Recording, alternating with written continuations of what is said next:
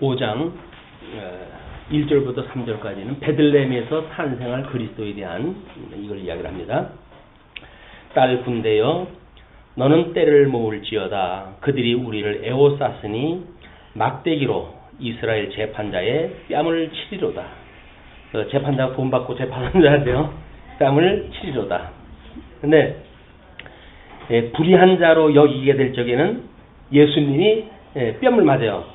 이게 그냥 하나님의 그 말씀이 사실은 이 양면성이 있어가지고 형식적으로 보게 되면 이게 불의의 그 일인데 인간의 죄를 대속하시는 예수님이 와가지고는 또 여전히 뺨을 맞는 이런 그 일들이 벌어지게 됩니다. 그러면서 베들레헴 에브라다야 너는 유다 족속 중에 작을지라도 이스라엘을 다스릴 자가 내게로 나올 것이라.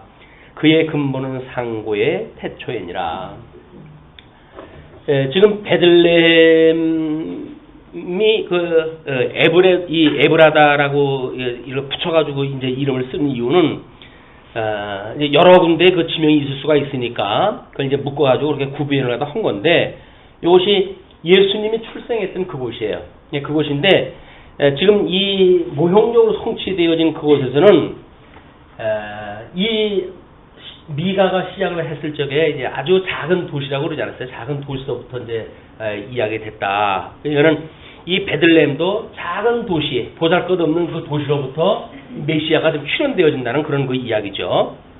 근데 그 오시는 분은 근본은 상고의 태초인이라. 그러니까 하나님이에요. 이제 하나님인 그 메시아가 오신다, 도래한다 그런 그 이야기죠. 그러니까 이것도 물론 구약성경적으로 봤을 때 이것이 영광의 회복이라고 보았을 적에는 메시아가 성령의 감동을 받아가지고 이제 성취가 되어지겠죠. 그것이 하나님께로부터 말미암은 자라는 이야기예요. 모형적으로 봤을 적에는 이것이 예수님이 와가지고 그대로 이제 베들레헴에서 출현됨으로 실체적으로 이제 성취가 되어지는 사건입니다. 그러므로 임산한 여인이 해산하기까지 그들을 두시겠고 그 후에는 그 형제의 남은 자가 이스라엘 자손에게로 돌아오리니 이 이스라엘 백성들이 이제 돌아오게 되어지는 그런 그 한계가 베들레헴에서 탄생할 그리스도와 함께 소개가 되어지는 겁니다. 그러면서 그가 여호와의 능력과 그 하나님 여호와의 이름의 위엄을 의지하고 서서 그 때에게 먹여서 그들로 안연히 거하게 할 것이라. 이제 그가 창대하여 땅끝까지 미치리라. 그래서 그 상고로부터 하나님의 아들이신 독생자가 이 땅에 오셔가지고 복음을 증거해서 이제 땅끝까지 이제 복음이 증거되어질 거를 모형적인 형식으로 좀 소개가 되어지는 겁니다. 그러면서 그 5절 이 사람은 우리의 평강이 될 것이라. 그렇게 오시는 분은 우리의 평강이 될 것이라. 아수르 사람이 우리 땅에 들어와서 우리 궁두를 밟을 때에는 우리가 7 목자와 8 군왕을 일으켜 그를 치리니. 아수르의 그 무너질 것을 갖다 설명하다 하는 거죠. 그러면서 그들이 칼로 아수르 땅을 황무케 하며 니므롯 땅의 어귀를 황무케 하리라. 아수르 사람이 우리 땅에 들어와서 우리 지경을 밟을 때에는 그가 우리를 그에게서 건져내리라. 북쪽 이스라엘이 멸망할 때 이제 이 아수르가 북쪽 이스라엘에 의해서 멸망이 되어지지만 이 아수르는 바벨론 제국에 의해서 이제 무너지잖아요. 그 바벨론 제국이 그를 무너뜨려 가지고 우리를 불러내서 구원을 하시겠다 그런 그 이야기입니다. 그러면서 7절서부터 9절까지 그리스도에게 속한 백성들의 승리를 이렇게 이야기를 해요. 야곱의 남은 자는 많은 백성 중에 있으리니 그들은 여호와에게로서 내리는 이슬 같고 풀 위에 내리는 담비 같아서 사람을 기다리지 아니하며 인생을 기다리지 아니할 것이며 야곱의 남은 자는 열국 중과 여러 백성 중에 있으리니 그들은 수풀의 짐승 중에 사자 같고 양떼 중에 젊은 사자 같아서 만일 지나간즉 밟고 찢으리니 능히 구원할 자가 없을 것이라. 결국은 이 회복되어지는 이제 이스라엘이 회복되어지는 이거는 역사적으로 보게 되면 아수르 제국이 상당히 그 강대할 적에만 하더라도 바벨론은 변방의 작은 그런 그 국가였었는데, 도시 국가였었는데, 그 아수르가 그렇게 무너지는 거는 역사적으로 참 있기가 어려운 일이래요. 근데 하나님께서 바벨론을 들어가지고 아수르를 무너뜨리고 바벨론 제국을 세우고, 그러므로 이제 물론 이 남쪽 유다가 바벨론의 포로로 끌려가게 되는 역사가 이루어지는데, 이걸 하나님께서 그렇게 해 가실 때 남은 자가 열국 중에서 회복되어지고 이렇게 되어질 때도 마찬가지예요. 야곱의 남은 자는 열국 중과 여러 백성 중에 있으리니 그들은 숯불의 짐승 중에 사자 같고, 그들이 백성 중에 있는데 이게 흩어져 가지고 포로 신세로 있는데 숯불의 짐승 중에 사자 같고 양떼 중에 젊은 사자 같아서 만일 지나간즉 밟고 찢으리니 능히 구원할 자가 없을 것이라. 이 야곱의 남은 자 열국 중에 그들이 이 백성 중에 흩어 있을 때, 이때에 이들이 물론 이 야곱의 아들이라고 보았을 때 북쪽 이스라엘의 사람들이 지금 각 지역으로 흩어져 있잖아요. 흩어져 있을 때 아수르가 얼마나 강대한지 이들한테 짓밟는 일들이 대단한 거예요. 그러니까 이 남은 자들이 어서 구원을 받을 수가 없을 지경으로 압박을 받고 이제 그 환난을 당한다, 그런 그 이야기죠. 그럴 때 그들이 여호와의 뜻을 알지 못하며 그 모략을 깨닫지 못할 것이라. 여호와께서 곡식단을 타작마당에 모음같이 그들을 모으셨나니 딸 시온이여 일어나서 칠지어다. 내가 내 뿔을 철갑게 하며 내 굽을 지금 진도가 맞는 거예요? 8절까지. 8절 그 뒷부분에 구원할 자가 없을 것이라. 내 손이 내 대적 위에 들려서 내 모든 원수를 진멸하기를 바라노라. 이게 결국은 기름 부음 받은 자들의 손이 대적 위에 들려가지고 결국 십자가에 못 박혀서 돌아가실 것을 모형적으로 설명하다 하는 방법이죠. 내 모든 원수를 진멸하기를 바라노라, 이렇게 이야기를 합니다. 그러면서 이제 10절로 16절 보시게 되면 10절로 15절까지 영적 이스라엘의 승리를 이렇게 이야기를 해요. 여호와께서 가라사대 그날에 이르러는 내가 너의 말을 너의 중에서 멸절하여 너의 병거를 회파하며 너의 땅의 성읍들을 멸하며 너의 모든 견고한 성을 무너뜨릴 것이며 내가 또 복수를 너의 손에서 끊으리니 네게 다시는 점장이가 없게 될 것이며 내가 너의 생긴 우상과 주상을 너희 중에서 멸절하리니 내가 내 손으로 만든 것을 다시는 섬기지 아니하리라. 그래서 하나님께서 지금 회복되어지는 이런 상황을 이야기했을 때 모든 우상 숭배 이런 것들이 끊쳐지는 그런 그 상황을 지금 선고를 하면서 내가 또 너의 아세라 목상을 너희 중에서 뺏어버리고 너의 성읍들을 멸할 것이며 내가 또 진노한 분한으로 청종치 아니한 나라에 갚으리라 하셨느니라. 결국은 우리 돈을 사랑한다는 이야기는 이게 탐심이고, 이 탐심은 하나님과 같이 되려고 하는 마음이었었고, 그것이 결국은 우상 숭배로 이제 연결되어지는 거니까, 이런 우상 숭배를 하는 이스라엘 백성들의 상황도 하나님께서 우상을 다 뺏어가지고 할 수가 없을 지경이 돼야 이제 되어진다는 거예요. 근데 우리가 가끔 어떤 경제적으로 어려움이 당했을 때 그런 것들도 마찬가지입니다. 뭔가 의지할 만한 데가 있으면 자꾸 사람을 우리가 이렇게 의지를 할 수밖에 없어요. 하나님께서 만약에 우리를 사랑하신다고 한다면 의지할 자를 쳐버리죠. 의지 못하게끔 만들어버려요. 그러니까 만약에 우리가 하나님이 사랑하시는 사람이라고 믿어진다고 한다면 어려움이 있을 때 다른 사람한테 기울이면 안 돼요. 그럼 그 사람 망하니까. 이 사람을 위해서 하나님께서는 내가 너를 직접 인도하고 너를 구원할 거야 라고 보여주는데 이제 그것이 못 믿어지니까 자꾸 옆으로 기댄단 말이에요. 그 기댔을 때 하나님께서는 기대는 자를 쳐버리게 되어지니까 하나님이 우리를 사랑하신다고 한다면 다른 사람은 의지하지 말고 독방에서 혼자 기도하는 수밖에 없어요. 하나님밖에는 나를 구원할 자 우리 하나님밖에 없습니다 주님, 이렇게 기도를 해야 나 혼자 이 하나님을 배우고 익히는 과정을 끝내고 이제 회복의 길로 들어서게 되지, 어떤 인간적인 의지를 갖다 우리가 받게 되어지게 되면 결국은 피차 망하게 되어지는 상황이 벌어진다. 이게 이렇게 지금 하나님께서 이 어떤 도시 예루살렘이라고 하는 제일 꼭대기 지도자층이 있는 데와 제일 끝에 작은 자들이 모여져 있는 이런 도시마을, 요런데 조그만 그 마을에까지도 이 악이 지금 본성이 되어져가지고 만들어지는 총체적 현상 아닙니까?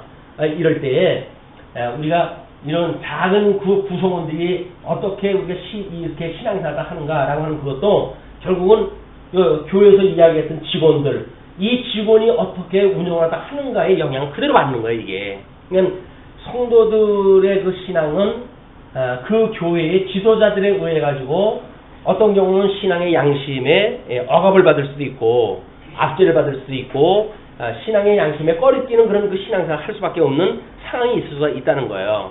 이럴 때에 여기서 어떻게 인간적으로 해가지고 이걸 우리가 구원을 받겠는가 라고 하는 방법은 소용이 없다. 하나님께서 이들을 쳐가지고 이들의 힘을 뺏어버려야 돼요. 그래야 여기서부터 이제 시작이 되어지기 때문에 여기서 아주 작은 그런 구성원들이 회복이 되어지지, 이거를 내버려두고 이것만 구원받을 수가 없는 거예요, 지금 이게. 하나님 앞에 구원을 받는다고 하는 이 교회의 조직도 마찬가지입니다. 교회 조직도 교회 구성원들의 작은 한 사람의 신앙의 양심, 이런 것들은 위의 지도자층이 이걸 살필 수가 있어야 되는데, 예수님께서 그러셨잖아요.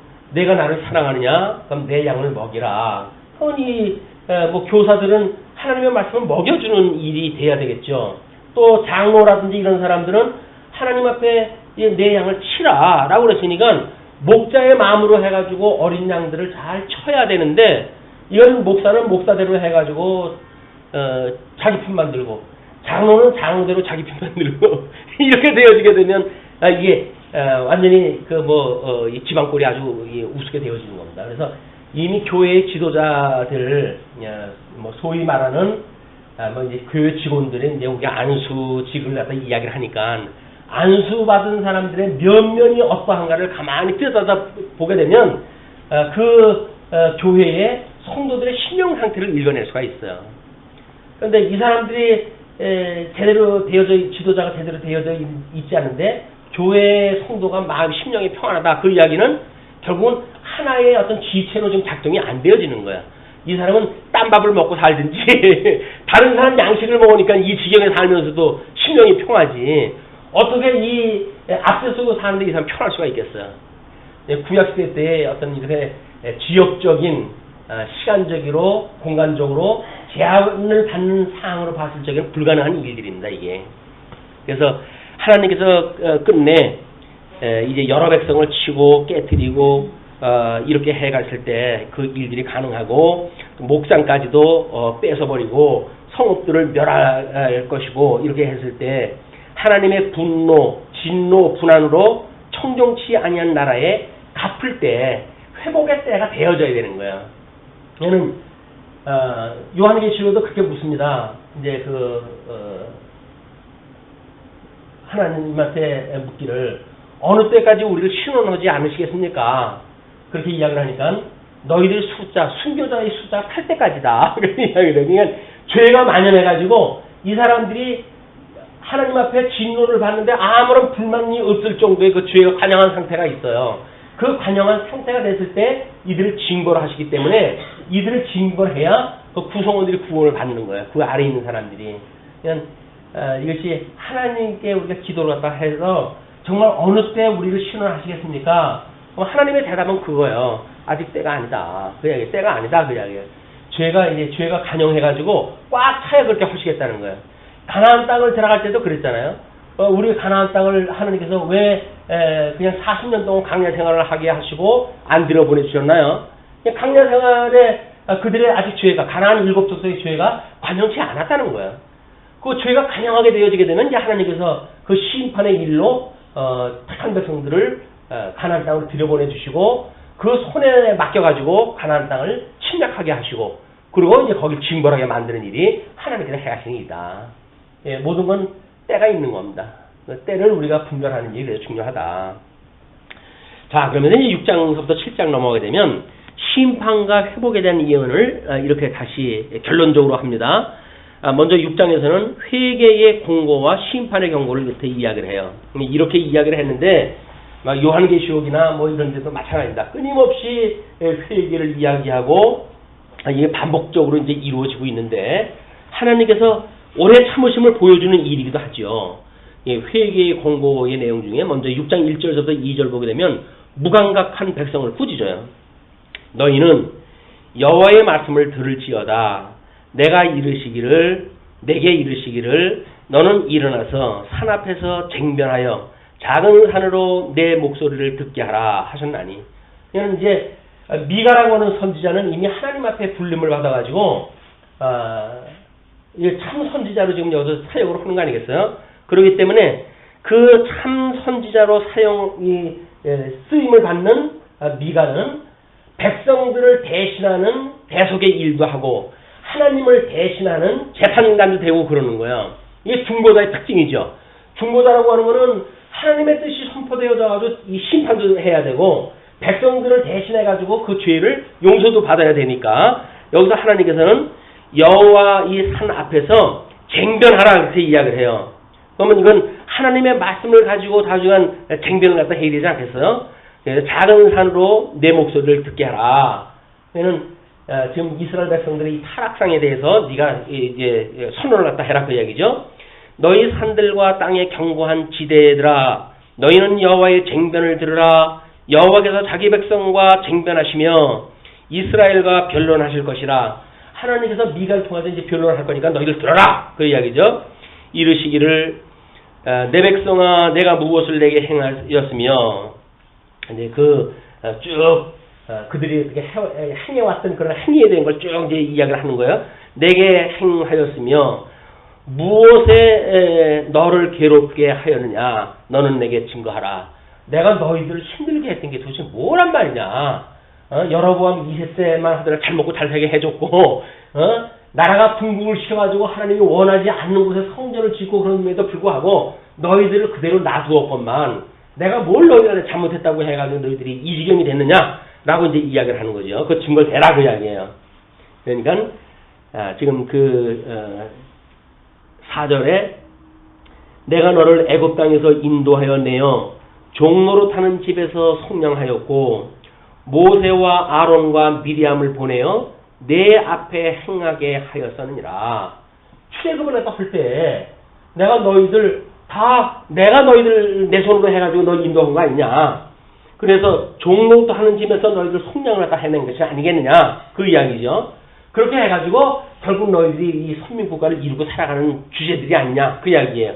그때에 모세와 아론과 미리암을 보내어서 내 앞에 행하게 했다. 예, 모세와 아론과 미리암도 하나님께서 주셨던 이 직임자들이에요. 예, 직임자. 물론 이 모세가 지도자로 해서 모든 걸 다 맡죠. 그러나 아론에게 하나님께서 제사직에 대한 걸 특별히 나눠주잖아요. 그리고 이 미리암은 선지의 일을 갖다 하게 하잖아요. 또 그 일을 갖다 하게 하시고, 그리고 모든 통치를 모세에게 하게 하심으로 해가지고 이 그리스도의 산직을 모형적으로 좀 설명하는 방식입니다. 내가 너희들 그렇게 인도해냈을 때 모세와 아론과 미리암을 보내어서 내 앞에서 행하게 하였느니라. 앞서가는 지도자들에 의해 가지고 너희들 구원을 받은 거 아니냐, 그런 그 이야기죠.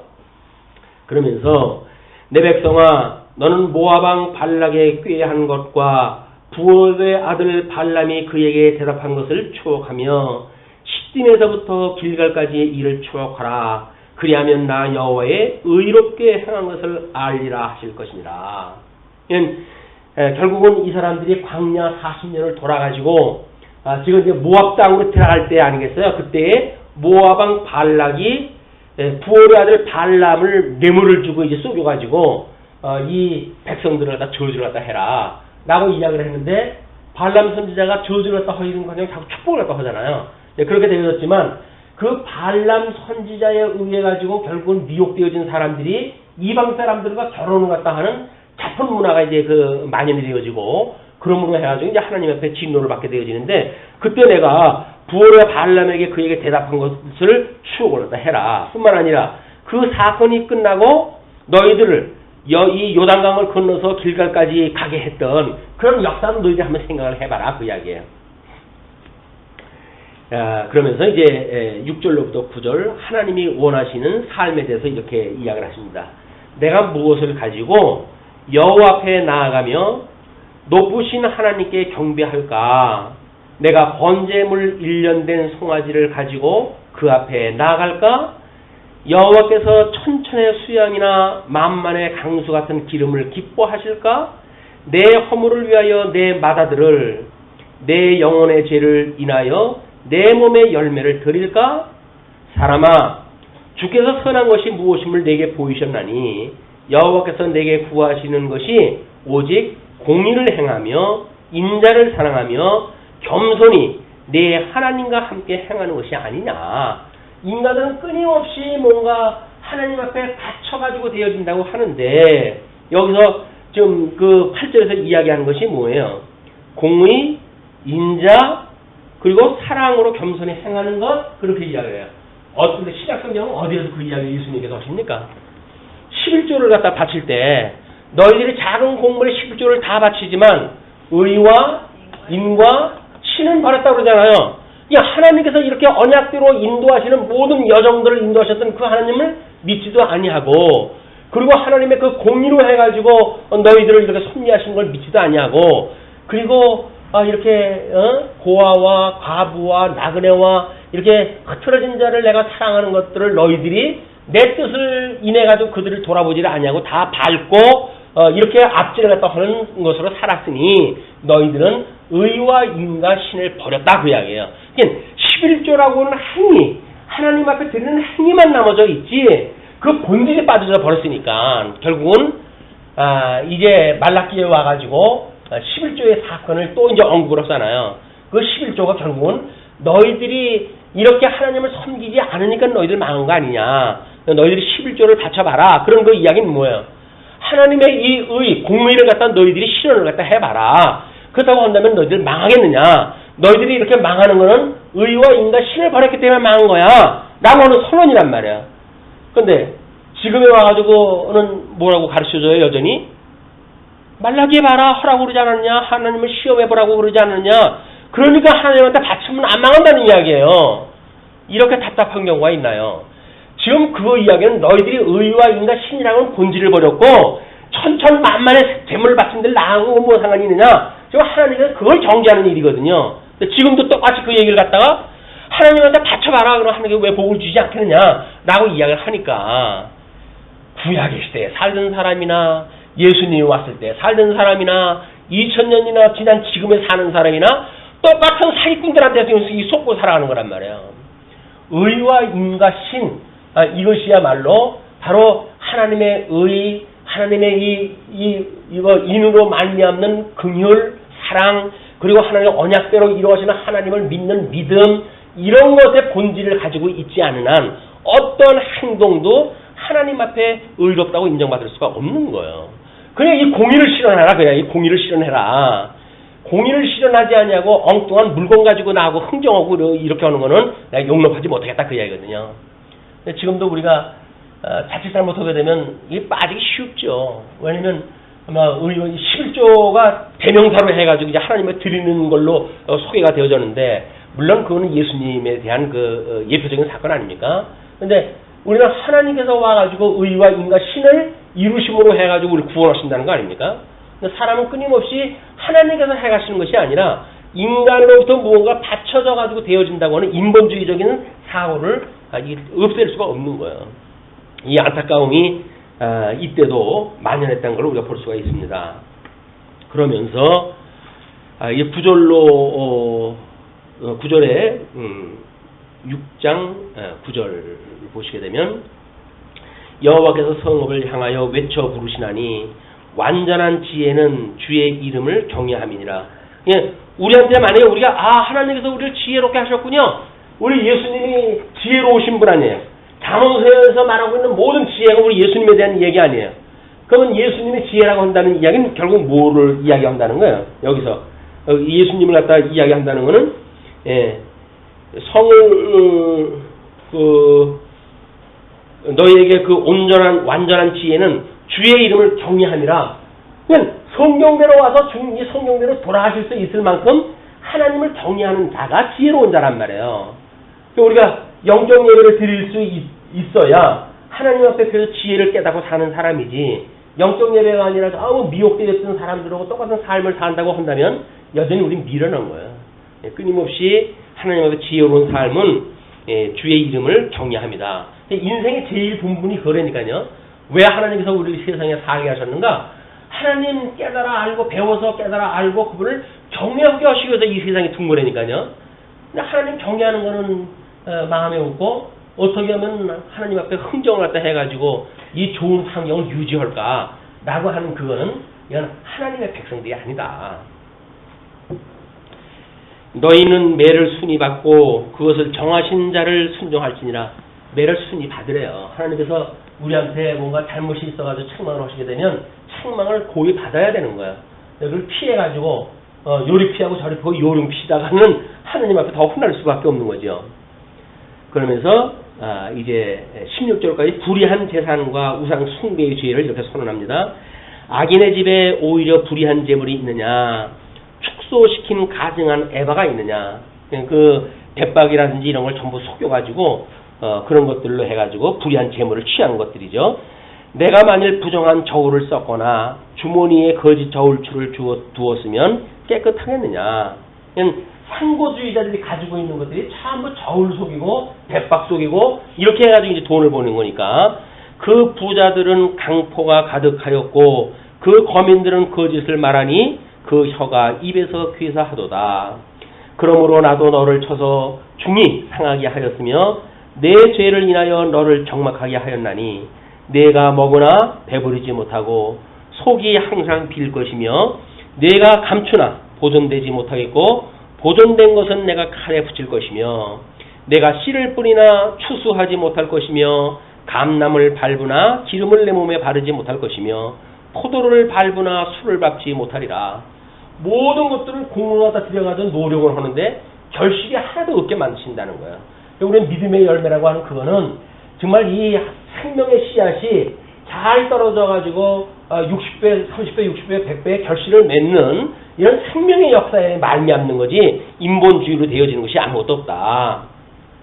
너희가 오므리의 율례와 아합의 집의 모든 행위를 지키고 이게 사왕조, 북왕조의 제일 그 악랄했던 사왕조 거기에 이제 그 예를 듭니다. 그래서 이 오므리의 율례와 그의 아들 아합의 집의 모든 행위를 지키고 그들의 꾀를 쫓으니 이는 나로 너희를 황묵해 하며 그 거민으로 사람의 치솟거리를 만들게 하려 함이라. 너희가 내 백성의 수욕을 담당하리라.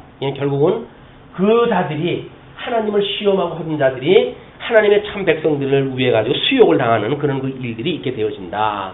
그러면서 7장에 넘어가게 되면 이제 범죄 중에 선민국가의 회복을 이렇게 이야기를 합니다. 1절로 4절 의인의 단절과 부도덕을 탄식을 해요. 재앙이로다. 나여 나는 여름 실과를 딴 후와 포도를 거둔 후 같아서 먹을 송이가 없으며 내 마음에 사모하는 처음 익은 무화과도 없도다. 이와 같이 선인이 세상에서 끊쳤고 정직자가 인간에 없도다. 무리가 다 피를 흘리려고 매복하며 각기 그물로 형제를 잡으려 하고 전부 이제 이 상쟁하는 이런 그 지경으로 이제 되어지는 거예요.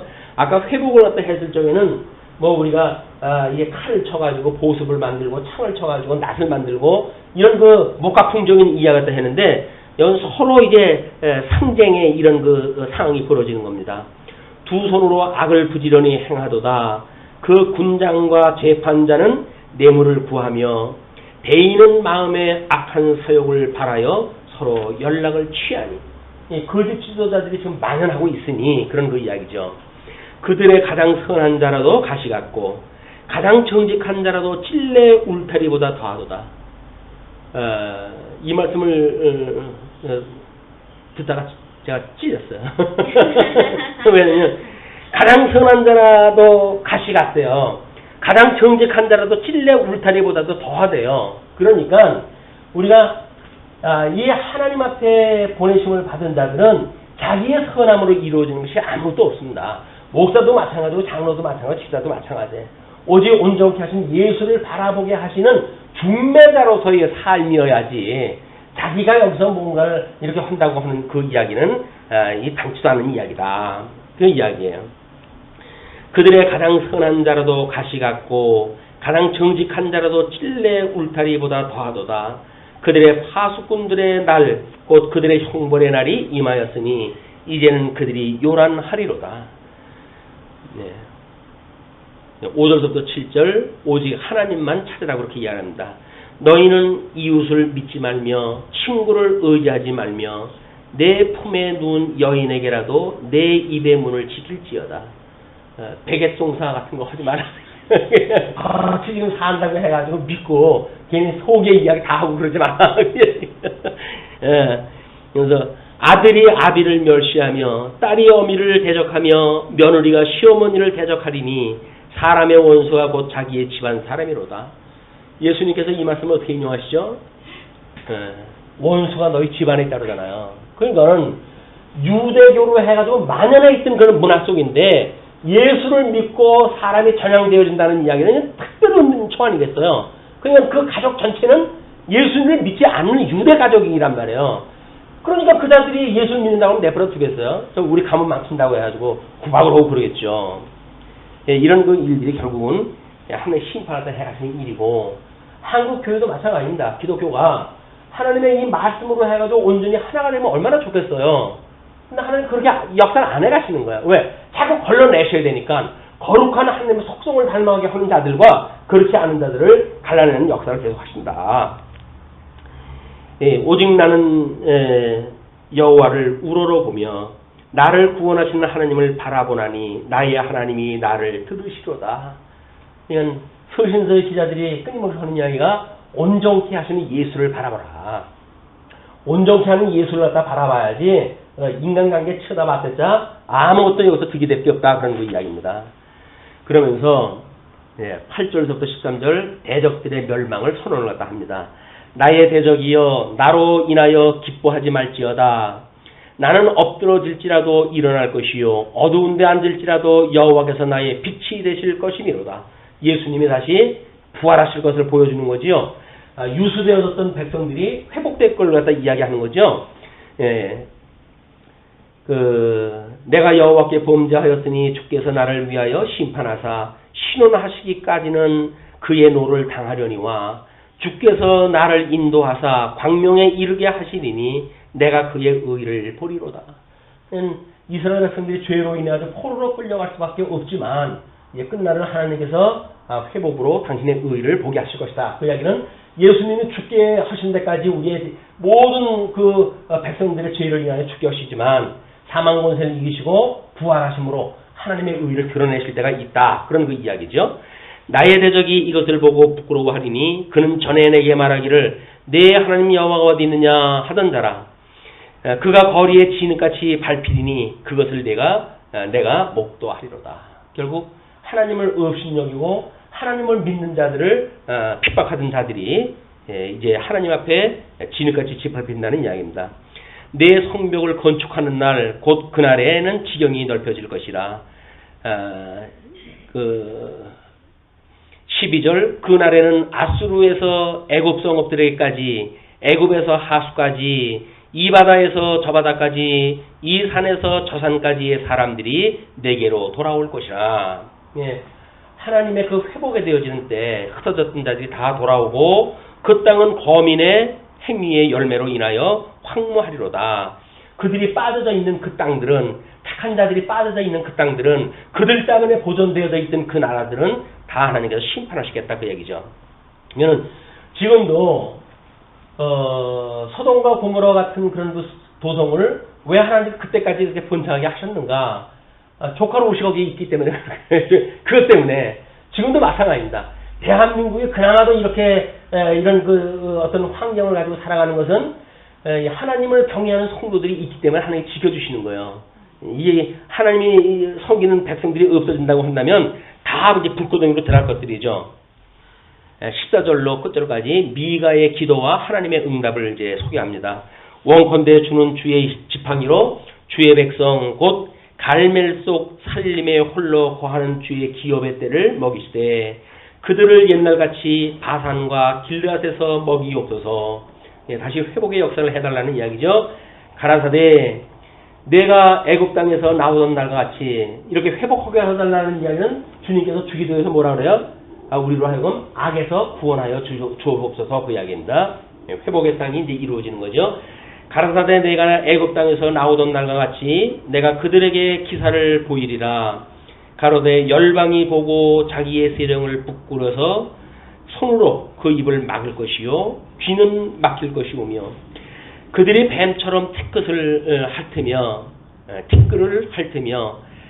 땅에 기는 벌레처럼 떨며 그 좁은 구멍에서 나와서 두려워하며 우리 하나님 여호와께로 돌아와서 주로 인하여 두려워하리이다. 결국은 이 하나님이 에덴 동산에 있었던 그 뱀을 저주하기를 너는 땅으로 배를 땅에 이제 기우고 땅에 흙을 먹으라 그러잖아요. 그러니까 결국은 흙으로 만들어진 인생을 이제 통치하는 그런 그 짐승 권세로 하는 저주를 갖다 했는데 마찬가지로 그런 자들이 그런 그 이야기죠. 주로 인해 가지고 두려워하리라.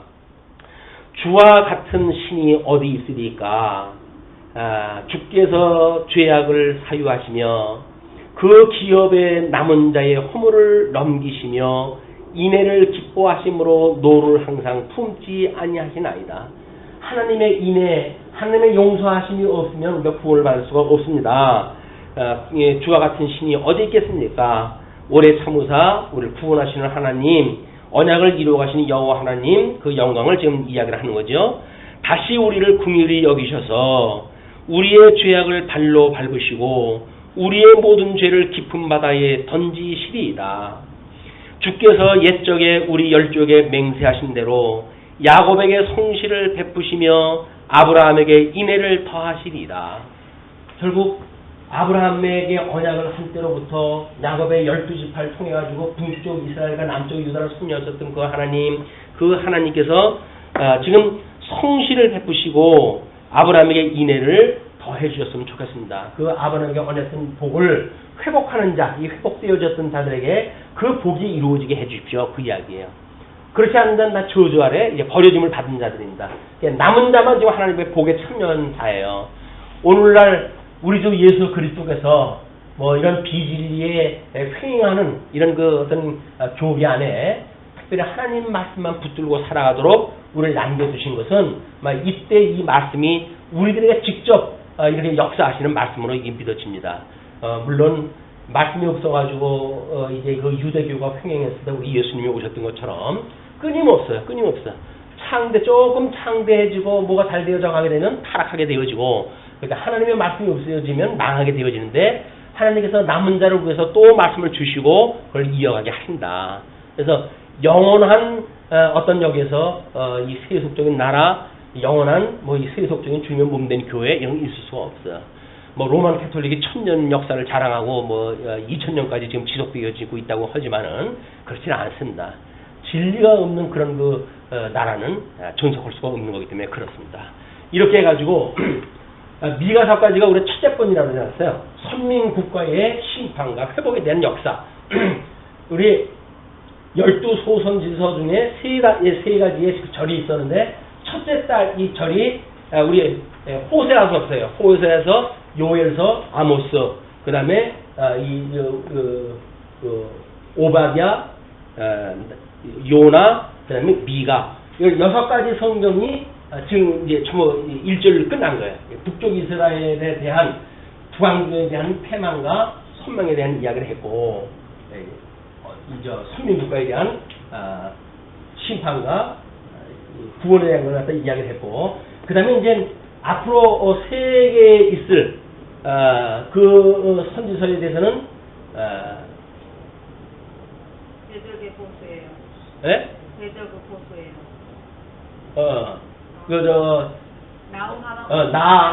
나움, 하박국, 스가랴, 스바냐까지 요거는 대적 멸망에 대한 이야기를 갖다 해요. 그 다음에 나머지 세 개는 이제 회복에 대한, 성전과 제사의 회복에 대한 걸 이야기함으로 해가지고 소선지서 12과목이 다 끝나게 됩니다. 오늘은 6과목까지 이제 완전히 끝났어요. 절로 보게 되면 첫 번째 절이 끝났고, 범위로 보게 되면 6가지 성경이 끝났다. 다음 시간에 이제 나훔서부터 공부를 해가도록 하고 말씀을 마치죠. 기도하시겠습니다.